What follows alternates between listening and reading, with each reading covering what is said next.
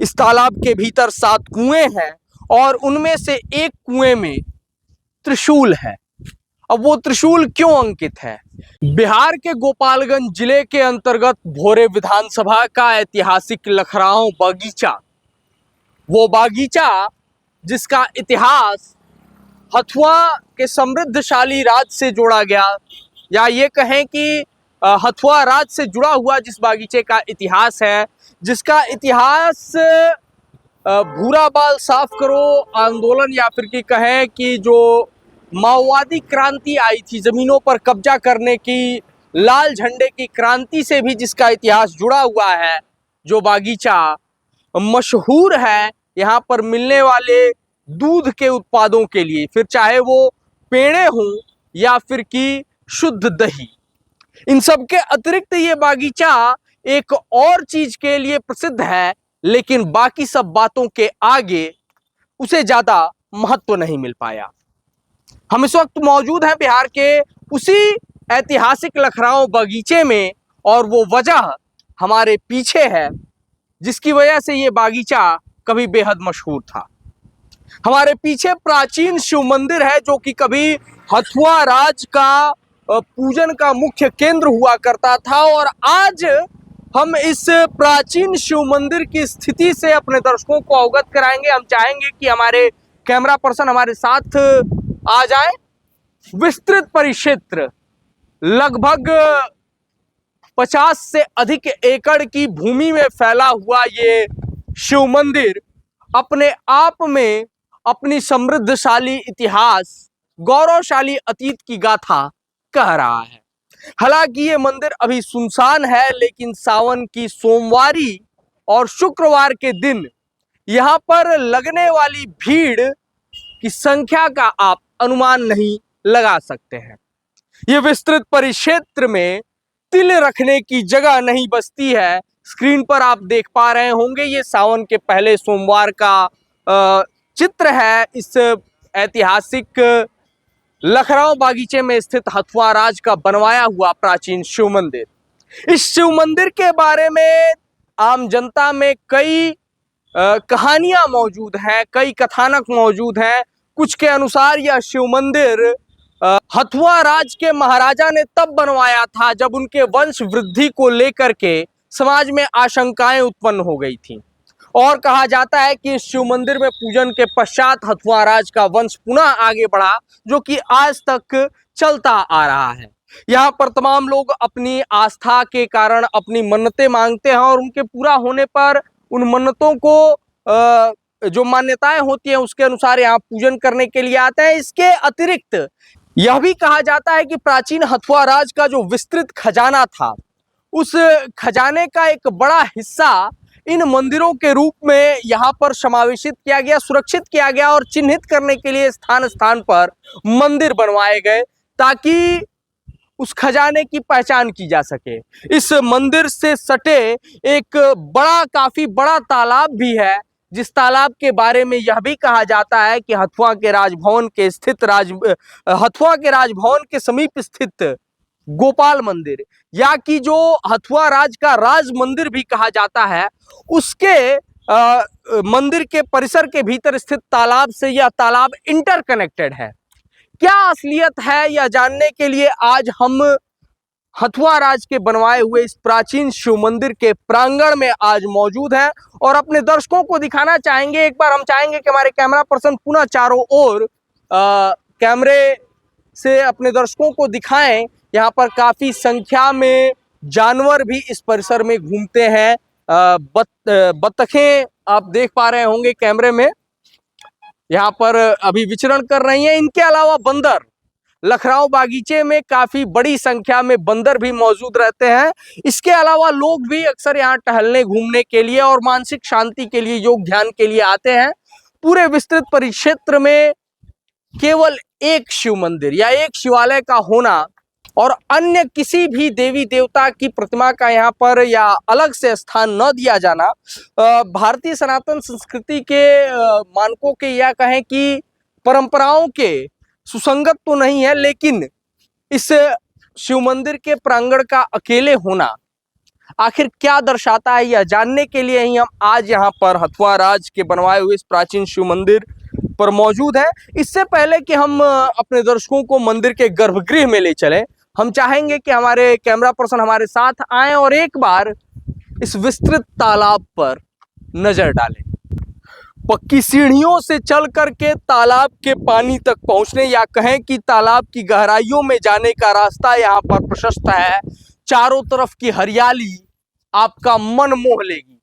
मैं दावे के साथ कहता हूं कि इतना सुरम्य वातावरण जहां पर भी होगा वहां पर ध्यान के लिए या ये कहें कि लोग शाम को टहल करके भी अपने स्वास्थ्य को अच्छा तो रख ही सकते हैं। यही वो रहस्यमयी तालाब है जिसके बारे में ये कहा जाता है कि इस तालाब के तल में 7 कुएं हैं और इस तालाब का पानी चाहे कितना भी भीषण सूखा या अकाल पड़ा हो, इस तालाब का पानी कभी कम नहीं होता है। इस तालाब के भीतर 7 कुएं हैं और उनमें से एक कुएं में त्रिशूल है।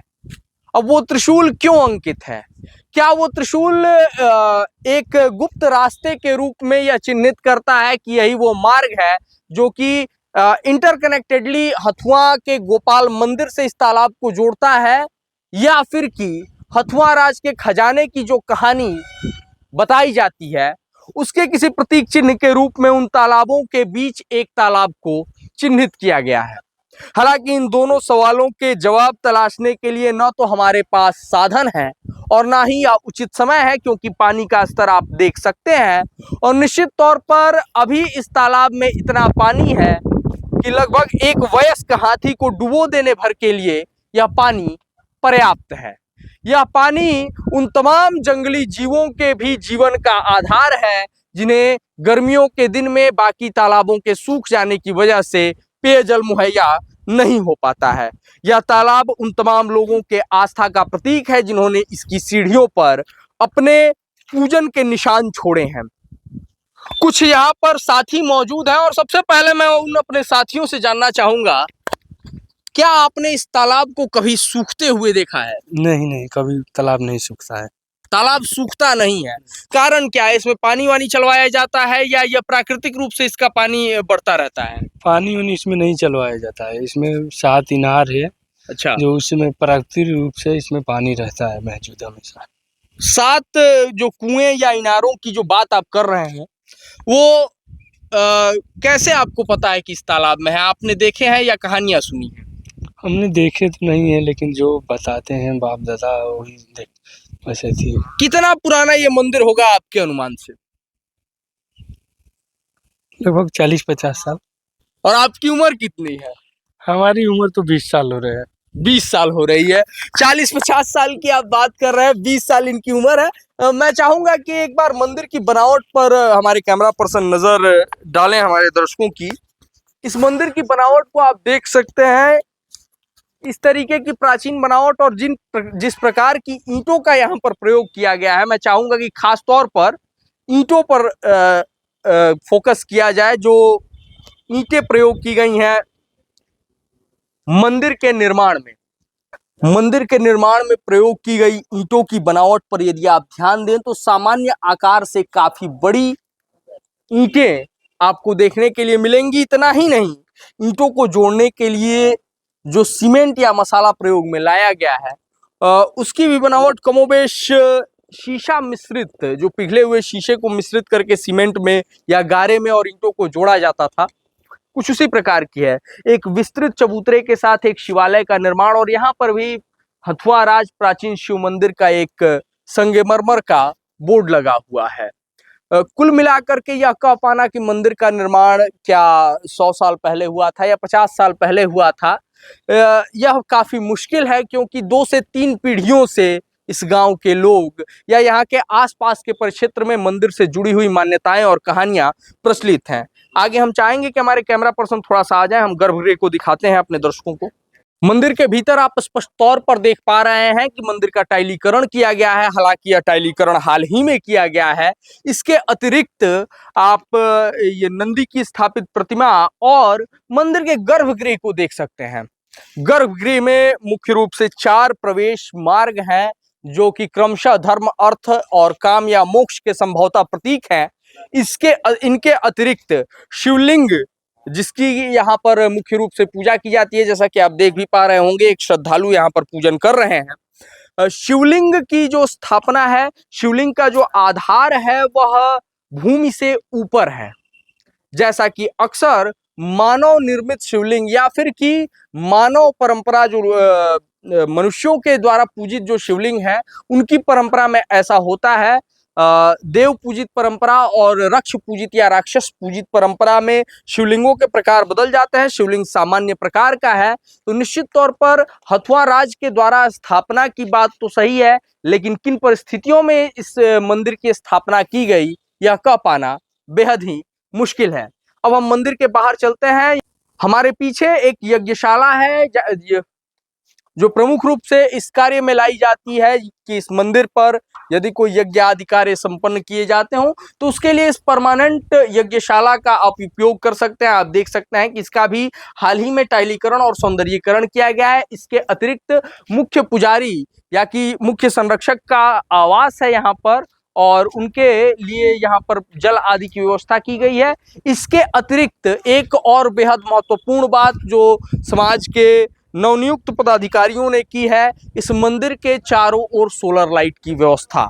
यह निश्चित तौर पर गौर करने वाली बात है कि मंदिर पर एक से अधिक हर कोने पर, यह कहूँ मैं कि हर महत्वपूर्ण स्थान पर जहां रोशनी की व्यवस्था है वहां पर सोलर लाइट की व्यवस्था की गई है। रोशनी की आवश्यकता जहां पर भी है वहां पर सोलर लाइट लगाई गई है निश्चित तौर पर। और बैठने के लिए भी कई बेंचेस का यहाँ पर जो सरकारी कोष से संभवतः यहाँ पर निर्माण कराया गया है। हालांकि इस मंदिर से बहुत सारे लोगों की आस्था भी जुड़ी हुई है, तो संभवतः यह राजनीति में आस्था का समावेश करने की एक कवायद भी हो सकती है, लेकिन कुल मिलाकर के इससे इस मंदिर परिसर में आने वाले श्रद्धालुओं का लाभ ही है। तो यह कुल मिलाकर मंदिर के विकास कार्य के लिए ही गिना जाना चाहिए। इसके अतिरिक्त कुछ टीले नुमा भूमि भी है जिसका प्रयोग यहाँ पर किसी भी सांस्कृतिक कार्यक्रम के लिए किया जाता है या फिर कि प्रवचन आदि के लिए, या जो भी संत वगैरह इस जो तीर्थ यात्रा पर जाते हैं इस मंदिर में जब आश्रय लेते हैं, रात्रि विश्राम करते हैं, तो उनके लिए यहाँ पर धुनी वगैरह रमाने की व्यवस्था है। हालांकि इस टीले का इतिहास क्या है यह अब भी रहस्यों के पर्दे के पीछे है। फिलहाल हमारी कोशिश यह थी कि एक बार इस मंदिर परिसर का भ्रमण करके इसके इतिहास और इसके जो प्रचलित किस्से हैं क्षेत्र में उनके बारे में अपने दर्शकों को बताया जाए, उनकी सच्चाई को जानने का प्रयास किया जाए। उस कोशिश में हम कितना कामयाब हुए यह दावा तो हम नहीं करते, लेकिन निश्चित तौर पर एक दिन इन रहस्यों से पर्दा जरूर उठेगा। तब तक आप जुड़े रहिए हमारे साथ, देखते रहिए द पॉइंट मीडिया, क्योंकि हम दिखाते हैं वो जो खबर पक्की है।